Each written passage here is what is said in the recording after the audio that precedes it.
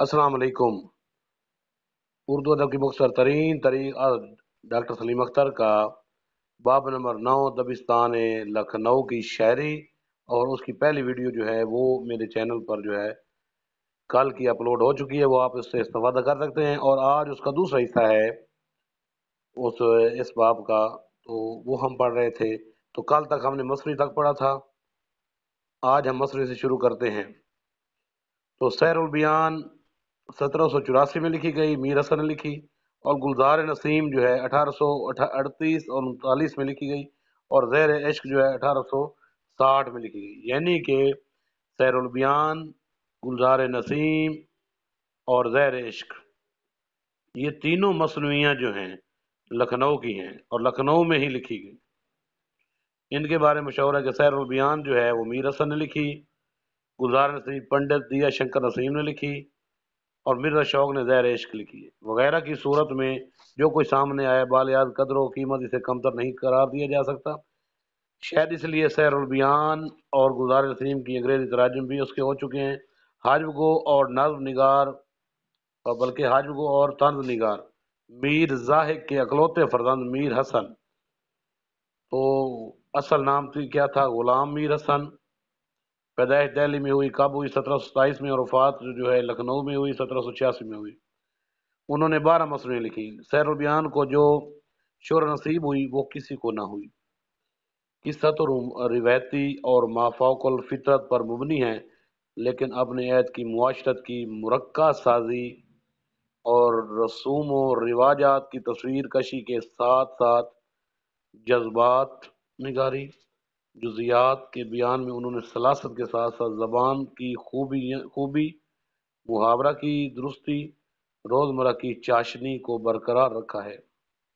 تو یہ ہے جی لکھنؤ میں جو مصنوعیاں لکھی گئیں، اور جن میں سب سے زیادہ جنہوں نے نام پایا وہ سیر البیان، گلزار نسیم اور زیر عشق ہیں۔ اچھا جی، اس کے بعد ہے میر حسن کی 12 مصنوعیوں کے نام یہ ہیں: نقل کلامت، نقل زن، فاحشہ، نقل قصاب، نقل قصائی، مصنوعی شادی آصف الدولہ، رموز العارفین، مصنوعی در حج حویلی کے بر کرایہ گرفتہ بھوت، گلزار ارم، مصنوعی تعینیت، عید، مصنوعی در و وصف قصر جواہر، مصنوعی خان نعمت، مصنوعی سیر البیان۔ ان کے علاوہ میر حسن کے کلیات اور تذکرہ شعرۂ اردو بھی ان کے اہم کارناموں میں شامل ہیں۔ ان میر حسن کو جو سب سے زیادہ مقبولیت ہوئی وہ مصنوعی سیر البیان سے ہوئی، اور ان کا ایک اردو شعرا کا جو تذکرہ ہے اس کا نام ہے تذکرہ شعرۂ اردو، جو 1778 میں لکھا گیا، وہ بڑا اہم ہے۔ میر حسن نے اپنے بارے میں یوں کہا ہے: بہت ہی لطف تیرے رنگ سادگی میں ہے، کمال زور قلم تیرا مصنوعی میں ہے، جو بات تجھ میں تھی سب کو ہے اتفاق پر، وہ بات سب میں نہیں کسی کسی میں ہے۔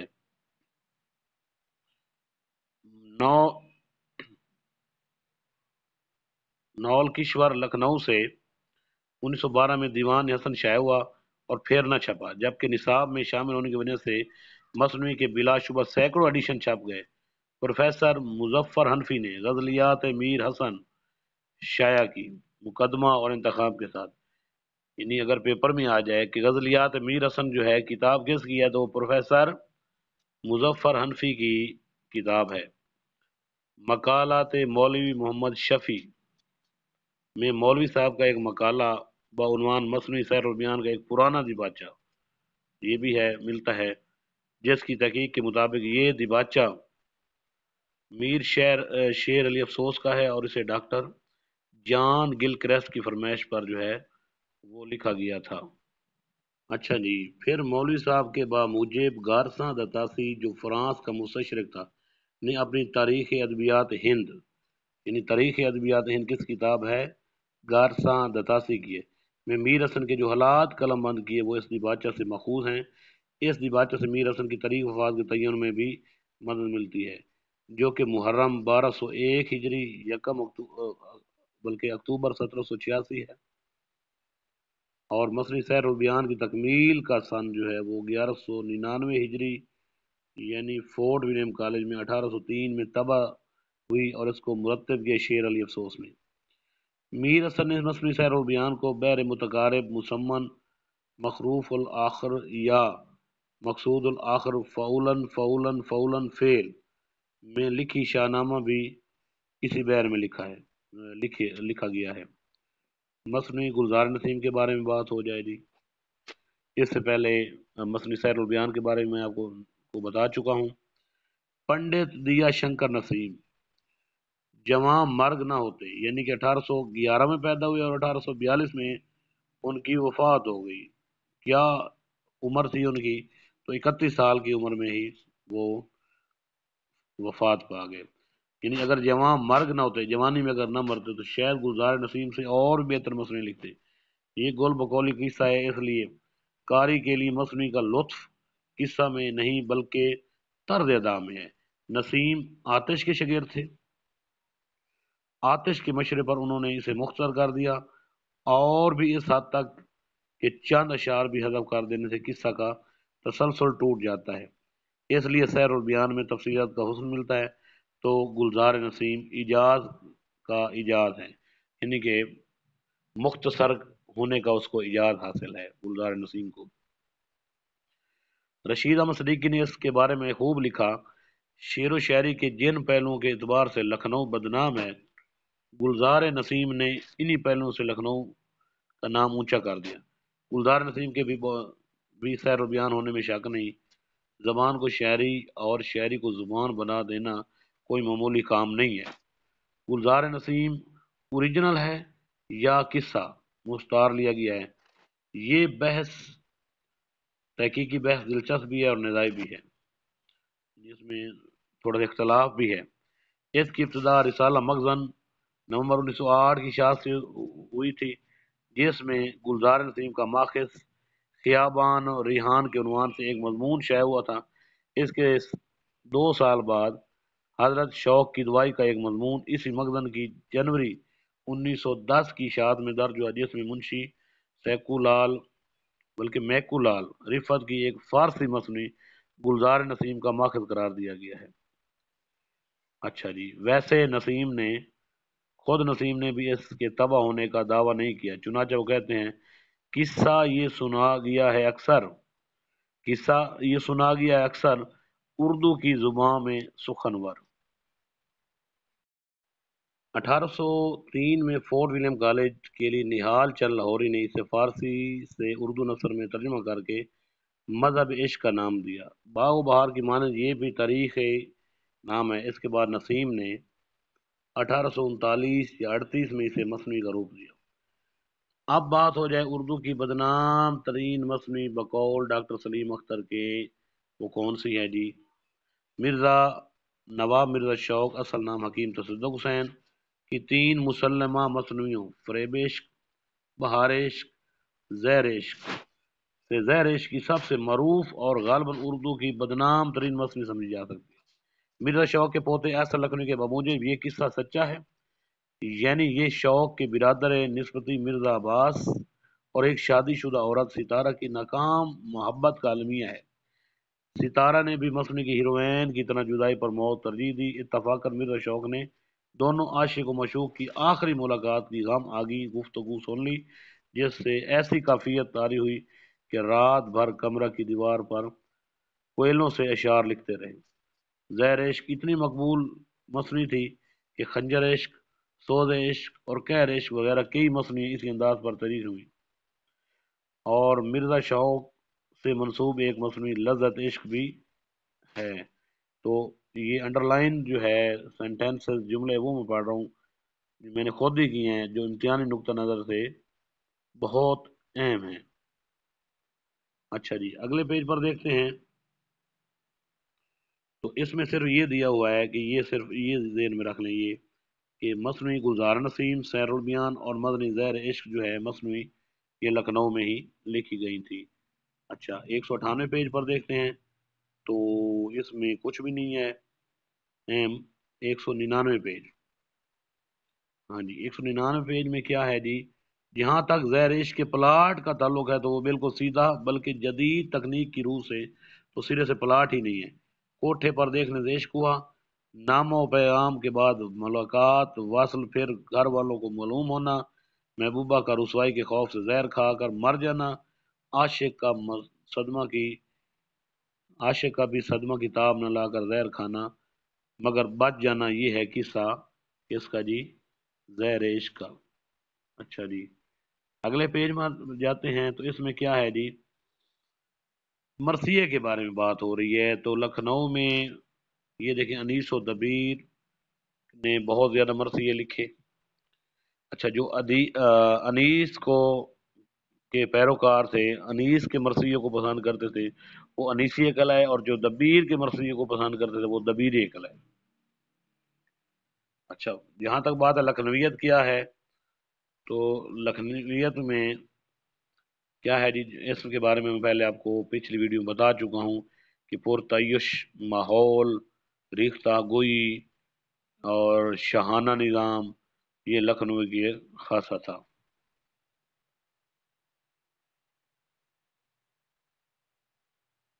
اب بات ہو جائے جی یہ چنانچہ راشک، ہاں جی یہ ہے چنانچہ رشک، بحر، رین، منیر، کلک، یہ کلک پڑھ لیں، وزیر، برق، صبا وغیرہ کے ہاں لکھنویت اپنی تمام کمزوریوں اور خامیوں کے ساتھ اریاں ملے گی، البتہ انشاء، جرات، مصفی، آتش، ناسک کی شاعری میں انفرادیت ہے، اور کلام کے کچھ حصوں سے صرف نظر کر لینے پر رہتے ہوئے لسانی شعور کا اظہار ہوتا ہے۔ شیخ غلام حمدانی مصحفی، مصحفی ان کا تخلص تھا، تو مصری کا مطلب ہوتا ہے محبوب کا رخ زیبا، یعنی محبوب کا خوبصورت چہرہ۔ امروہہ میں 1748 میں پیدا ہوئے اور لکھنؤ میں 1824 کو ان کی وفات ہوئی۔ تو افسر امروہی نے مصحفی حیات و کلام، یعنی اگر پیپر میں پوچھا جائے مصحفی حیات و کلام کس کی کتاب ہے تو افسر امروہی کی ہے۔ تو اس کے بعد ان کی 8 اردو اور 3 فارسی کے دیوان تھے۔ ایک اندازہ کے مطابق 134 شاگرد شعراء تھے۔ کس کے جی؟ مصحفی کے شعراء تھے۔ 134 مصحفی کے شعراء تھے، بڑی کمال کی بات ہے جی۔ مصحفی نے اپنی تالیف مجموع الفوائد کس کی تالیف ہے؟ مصحفی کی، میں اپنی جنسی زندگی کے بارے میں کارآمد معلومات باہم پہنچاتے ہوئے یہ اعتراف کیا کہ پہلی بچی کی پیدائش کے بعد جب بیوی کا انتقال ہو گیا تو ایک عورت سے ناجائز تعلقات ہو گئے جس کے 3 حمل اسقاط کرے، اس کے بعد ایک بازاری عورت سے تعلقات سال بھر رہے، اس کے جانے کے بعد ایک اور عورت سے تعلقات رہے جسے قانونی رنگ دینے کے لیے متع کر لیا گیا۔ ان بیانات کی روشنی میں ان کی شاعری میں جھلکتے جنسی رنگ کو بہتر طور سے سمجھا جا سکتا ہے۔ تو یہ ان کے ہیں جی اشعار، آپ جو ہے ان کا سکرین شاٹ لے کر یا ویڈیو کو روک کر جو ہے یہ اشعار پڑھ سکتے ہیں، لیکن میں ایک شعر ان کا پڑھ لیتا ہوں، بلکہ یہ 2 ہیں جو مجھے بہت اچھے لگتے ہیں۔ ایک یہ ہے جی، ہجر تھا یا وصال تھا کیا تھا، خواب تھا یا خیال تھا کیا تھا، پھر تیرے کوچے میں اس بہانے ہمیں دن کو رات کرنا، یہ کو نہیں بلکہ کوچے، تیرے کوچے میں اس بہانے ہمیں دن سے کو رات کرنا، کبھی اس سے بات کرنا کبھی اس سے بات کرنا۔ تو یہ تھے جی مصحفی انشاء اللہ خان۔ انشاء ان کے والد کا نام میر ماشاء اللہ خان تھا۔ غزل، ریختی، قصیدہ، فارسی میں بے نقط مثنی اور اردو میں بے نقط دیوان، رانی کیتکی کی کہانی جس میں عربی فارسی کا ایک لفظ بھی نہ آنے پایا تھا، تو یہ ان کی تصانیف ہیں۔ اچھا جی، رانی کیتکی کی کہانی جو ہے اس کا دیباچہ مولوی عبدالحق نے 1933 میں لکھا۔ یہی نہیں بلکہ انشاء پہلے ہندوستانی ہیں جنہوں نے دریائے لطافت 1807 کے نام سے زبان و بیان کی قواعد پر روشنی ڈالی۔ اس کی طباعت مرشد آباد میں قابو ہوئی 1850 میں۔ انجمن ترقی اردو نے 1916 میں اورنگ آباد سے اسے شائع کروایا، تو پھر 1916 میں بھی یہ چھپی گپتا رضا لکھنؤ میں۔ انشاء کے ساتھ ایک شریک مصنف مرزا محمد حسن قتیل ہے۔ اردو صرف و نحو اور محاورات کے بارے میں انشاء نے، جبکہ حروف جبکہ عروض، کافی اور منطق وغیرہ والے حصے مرزا قتیل نے قلم بند کیے۔ اچھا، انشا ایک تصریف ہے کہ اس کی مرزا فرات اللہ بیگ کی ہے، یہ بھی آپ ذہن نشین کر لیں۔ تو یہ تھے جی انشا۔ لکھنؤ کو بنیادی طور پر ہم اس زیر بحث بنا رہے ہیں، ہمارا موضوع ہے لکھنؤ کی شاعری۔ تو اب شعر قلندر بخش جو ہے وہ آ گئے ہیں، جن کو یا یامان جرت بھی کہا جاتا ہے۔ 1749 میں پیدا ہوتے ہیں جی دہلی میں، اور 1810 میں لکھنؤ کی ان کی وفات ہو جاتی ہے۔ جب مشاعرہ میں جرت کی غزل پر خوب واہ واہ ہوتی تو مشاعرہ کے بعد وہ اٹھ کر میر کے پاس آ بیٹھتے اور ان سے اپنی غزل کی داد چاہی، جس پر میر نے تنگ آ کر کہا، تم شعر کہنا کیا جانو، اپنے چوما چاٹی کر لیا کرو۔ یہی وہ جرت کا مخصوص رنگ ہے جسے ادبی اصطلاح میں معاملہ بندی کہتے ہیں، یعنی کہ معاملہ بندی کا وہ جرت جو ہے وہ شاعر تھے، اور ان کے بعد معاملہ بندی کی شاعری کی جو خصوصیت ہے معاملہ بندی، تو وہ مومن خان مومن کی شاعری میں بھی نظر آتی ہے۔ جرت کا اصل نام کہیں تو قلندر بخش ہے اور کہیں یا یامان، بعض محققین کے باموجب یا یامان عرفت ہوگی، تاہم ایک شعر میں پورا نام بھی استعمال کیا ہے۔ جرت کا ہے تھا کل وہ کس سے یہ علامہ، جیتا رکھوں نہ مجھ کو جو یا اما ملے۔ اچھا، حیدر الیاطس جو ہیں وہ آ گئے ہیں جی 1700۔ اچھا، ان کی پیدائش کے بارے میں بھی تھوڑا سا اختلاف ہے حیدر الیاطس کی، تو وہ بھی لکھنؤ کے شعراء میں شمار ہوتے ہیں۔ آتش اور ناصر کی بات کی جائے تو دونوں دبستان لکھنؤ کے بانی تصور کیے جاتے ہیں، لیکن ناصر کو دبستان لکھنؤ کے بانیوں میں زیادہ شمار کیا جاتا ہے۔ تو یہ آتش کے شعر کچھ ہیں نمونے کے طور پر، اور کیونکہ اس میں مجھے کوئی اہم چیز نہیں ملی، تو صرف آتش کے بارے میں آپ نے یہ یاد رکھنا ہے کہ نشاتیہ اور صوفیانہ شاعری کے کس کی شاعری ہے، تو وہ آتش کی ہے۔ اچھا، یہ تھے امام بخش جرت، ان کے بارے میں بھی اتنا ادھر ڈسکس نہیں کیا گیا اردو ادب کی مختصر ترین تاریخ میں۔ اب بات ہو جائے اردو کا پہلا سفر نامہ، جس کو کہتے ہیں عجائبات فرنگ۔ سب سے پہلے سفر نامہ لکھنؤ میں لکھا گیا، جو اس شہر کے لیے بذات خود اعزاز کی بات ہے۔ اردو کا سب سے پہلا، اگر سب سے پہلا تسلیم نہ ہو کرنا ہو تو قدیم ترین سفر نامہ ایک لکھنوی یوسف خان کمبل پوش کا عجائبات فرنگ ہے، جو پہلی مرتبہ 1847 میں دلی سے شائع ہوا۔ ڈاکٹر مرزا حامد بیگ نے اپنے مقالہ بعنوان اردو کا پہلا سفر نامہ نگار کون، ہاں جی یہ کتاب آ جائے کہ اردو کا پہلا سفر نامہ نگار کون، تو یہ ہے ڈاکٹر مرزا حامد بیگ کی کتاب ہے۔ تو یوسف خان کمبل پوش حیدرآبادی کا یہ سفر نامہ پہلی بار تاریخ یوسفی کے نام سے پنڈت دھرم نارائن کے زیر اہتمام مطبع العلوم مدرسہ دہلی سے شائع ہوا۔ کون تھا جی پہلا سفر نامہ؟ پہلے سفر نامے کی بات ہو جائے تو کون سا جی عجائبات فرنگ۔ بقول امجد اسلام امجد موسفی کا کمال یہ ہے کہ اس نے نہ صرف سب سے پہلے بلکہ سب سے زیادہ استعاروں کو اپنے اشعار میں استعمال کیا ہے، اور بہت سے انگریزی الفاظ کو اس مہارت اور بے تکلفی سے برتا کہ ذہن ان کی اجنبیت کی طرف کم اور معنوی جہان کی طرف زیادہ مائل ہوتا ہے۔ اچھا جی یہ تھے جی۔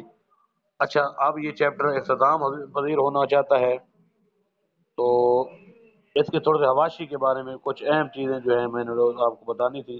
کچھ حواشی میں یہ واجد علی شاہ کا سکہ یہ تھا، اور واجد علی شاہ کے سکے پر یہ شعر جو ہے نا لکھا ہوا ہوتا تھا۔ اچھا، اس کے بعد اگر آ جائے کہ لکھنویات ادیب، لکھنویات ادیب کس کی تصنیف ہے، تو مرتبہ اس کے ڈاکٹر طاہر تونسوی ہیں، اور لکھنوی کی تہذیبی میراث کے مصنف کون ہیں، ڈاکٹر سید صفدر حسین اس کے مصنف ہیں۔ تو یہ ہے تھے جی باب نمبر 9 کے دوسری ویڈیو دوسرا حصہ۔